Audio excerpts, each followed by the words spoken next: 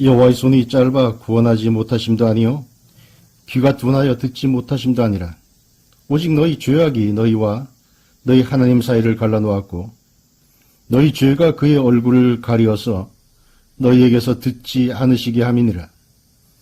이는 너희 손이 피해 너희 손가락이 죄악에 더러워졌으며 너희 입술은 거짓을 말하며 너희 혀는 악독을 내밀어 공의대로 소송하는 자도 없고 진실하게 판결하는 자도 없으며 허망한 것을 의뢰하며 거짓을 말하며 악행을 잉태하여 죄악을 낳으며 독사의 알을 품으며 거미줄을 짜나니 그 알을 먹는 자는 죽을 것이요 그 알이 밟힌즉 터져서 독사가 나올 것이니라. 그 짠 것으로는 옷을 이룰 수 없을 것이요 그 행위로는 자기를 가릴 수 없을 것이며 그 행위는 죄악의 행위라. 그 손에는 포악한 행동이 있으며 그 발은 행악하기에 빠르고 무죄한 피를 흘리기에 신속하며 그 생각은 악한 생각이라. 황폐와 파멸이 그 길에 있으며 그들은 평강의 길을 알지 못하며 그들이 행하는 곳에는 정의가 없으며 굽은 길을 스스로 만드나니 무릇 이 길을 밟는 자는 평강을 알지 못하느니라. 그러므로 정의가 우리에게서 멀고 공의가 우리에게 미치지 못한즉 우리가 빛을 바라나 어둠뿐이요 밝은 것을 바라나 캄캄한 가운데 행함으로 우리가 맹인같이 담을 더듬으며 눈 없는 자같이 두루 더듬으며 낮에도 황혼때같이 넘어지니 우리는 강장한 자 중에서도 죽은 자 같은지라. 우리가 곰같이 부르짖으며 비둘기같이 슬피 울며 정의를 바라나 없고 구원을 바라나 우리에게서 멀도다. 이는 우리의 허물이 주의 앞에 심히 많으며 우리의 죄가 우리를 쳐서 증언하오니 이는 우리의 허물이 우리와 함께 있음이니라. 우리의 죄악을 우리가 아나이다. 우리가 여호와를 배반하고 속였으며 우리 하나님을 따르는 데에서 돌이켜 포악과 패역을 말하며 거짓말을 마음에 잉태하여 나으니 정의가 뒤로 물리침이 되고 공의가 멀리 섰으며 성실이 거리에 엎드러지고 정직이 나타나지 못하는도다. 이사야서 59장 1절에서 14절까지의 말씀입니다. 이사야 선지자는 여호와로부터 구원이 없는 것 같은 느낌, 하나님이 우리의 기도를 듣지 않으시는 것 같다는 그런 생각, 그런 것들의 원인은 하나님께 있다고 하지 않습니다. 여호와의 손이 짧아서 구원하지 못하는 것이 아니고 귀가 둔하여 듣지 못하는 것이 아니라는 것이죠. 그는 이스라엘 백성들의 죄악이 하나님과 그들을 갈라놓았기 때문이라고 얘기합니다. 여호와의 침묵, 하나님의 침묵은 의도된 것일 뿐만 아니라 이미 그것은 어떻게 보면 심판의 시작을 알리는 징조일 수도 있습니다. 이스라엘 백성들은 지금 빛을 바라고 정의와 구원에 목말라 합니다.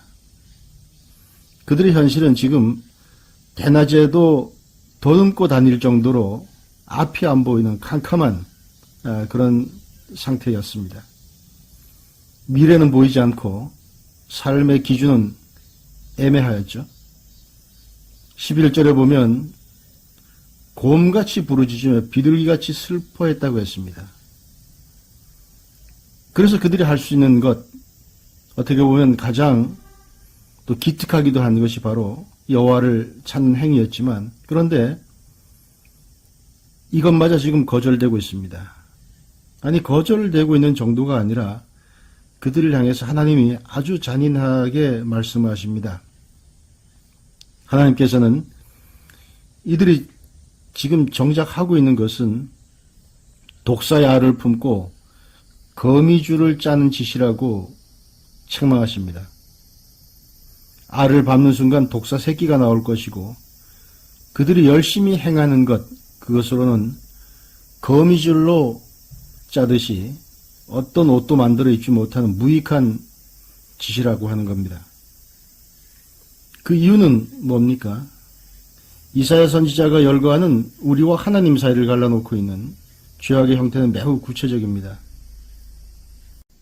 우선 개인적인 차원에서 보면 손은 죄악에 더럽혀져 있고 입술은 거짓에 능하며 혀는 악독하며 허망한 것을 의지한다고 하나님은 이사야 선지자를 통하여서 책망하십니다. 3절에서 4절의 말씀이죠.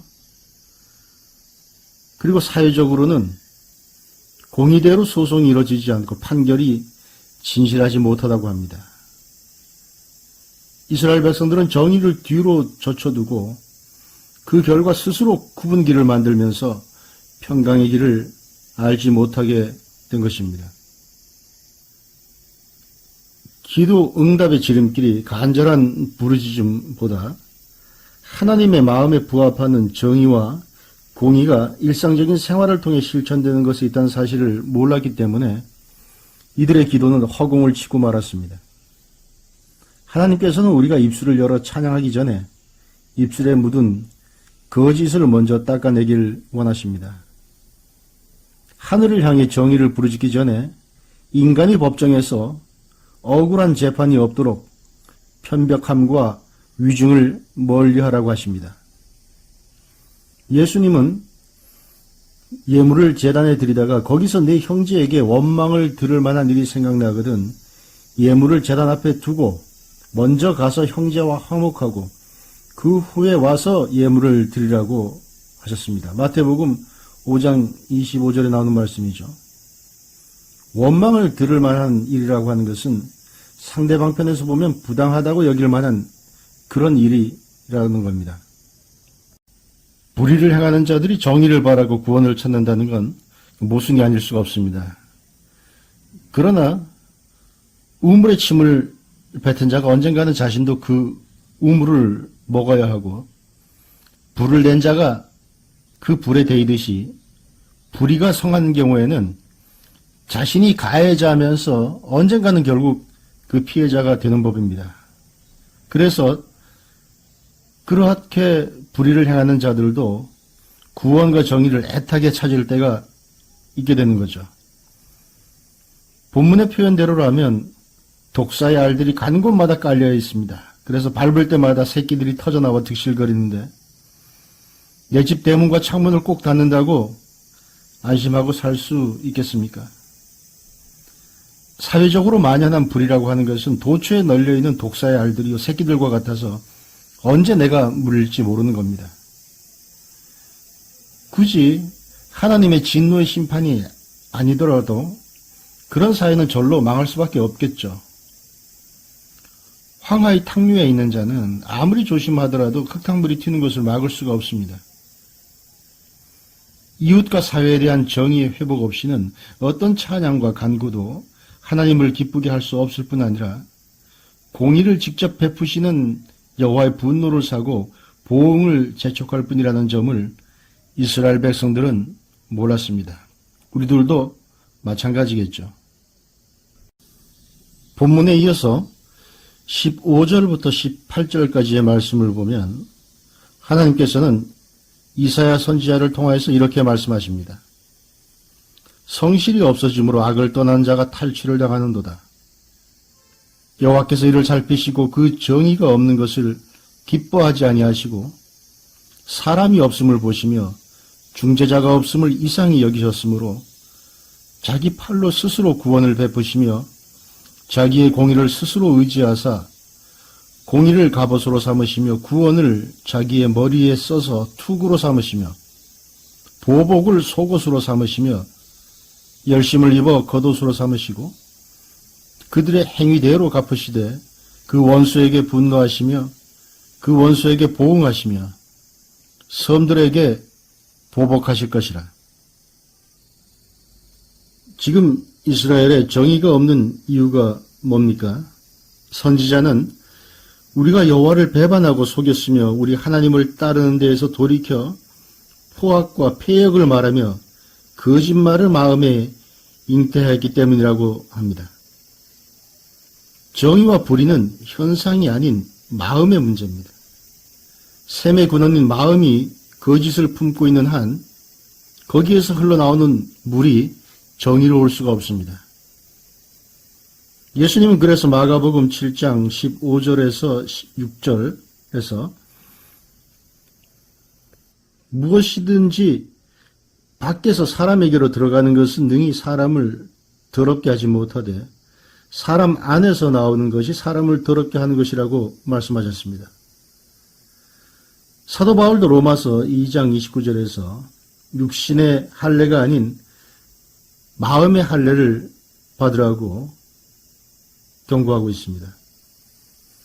정의가 멀고 공의가 미치지 못하는 상황 속에서는 현실은 점점 더 바라는 것과 반대로 되어갑니다. 빛을 발하지만 어둠만 더 짙어질 뿐입니다. 9절 말씀대로 밝은 것을 바라나 캄캄한 데서 더듬어대고 곰같이 부르짖으며 비둘기같이 슬피 울지만 소용이 없습니다. 본문을 통해 우리가 볼 수 있는 한 가지 사실이 있습니다. 기도가 멈추는 지점이 있다는 것입니다. 기도가 멈추는 지점. 기도는 어디에서 멈추는가? 바로 불의 앞에서 멈춘다는 것입니다.